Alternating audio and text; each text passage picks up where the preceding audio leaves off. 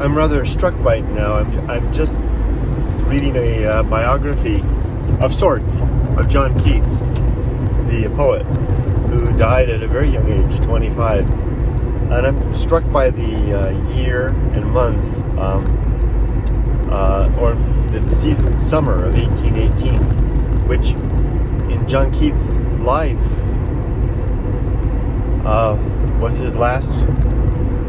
perhaps his last season of freedom from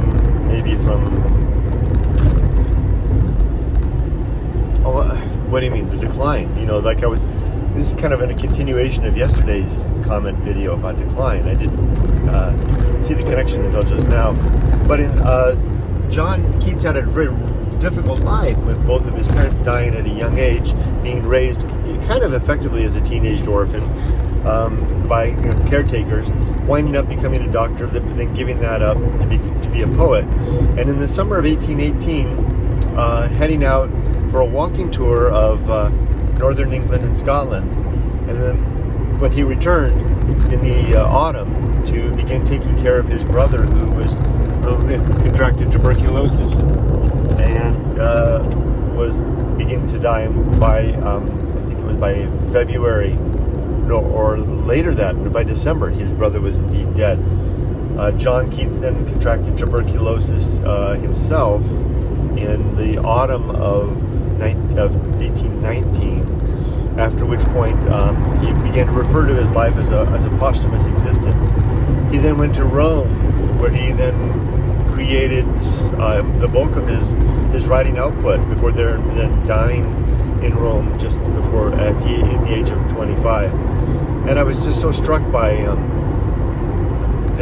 what that summer must have been like, the summer of 1818, that walking tour of England, northern England and Scotland, especially as I'm still reading the journal of Samuel Johnson and James Boswell, describing their tour roughly 60, 70 years prior in the same areas. Well, what must that have been like? What a novel that would be in itself. I don't know if Keats kept a journal or anything. I really didn't know much about Keats until this morning. But what must that summer's journey have been like? In that he was, 23?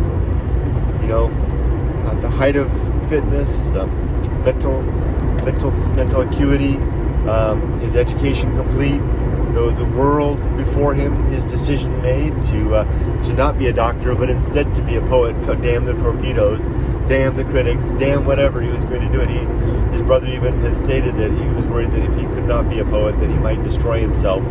And then to return from that trip, to then descend with his brother in the lead into illness and eventual death, while playing on all the way to the end.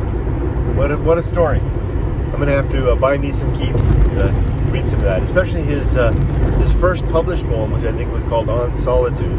I'm going to see if I can try to find that. It sounds very interesting. Anyway, here's my off-ramp.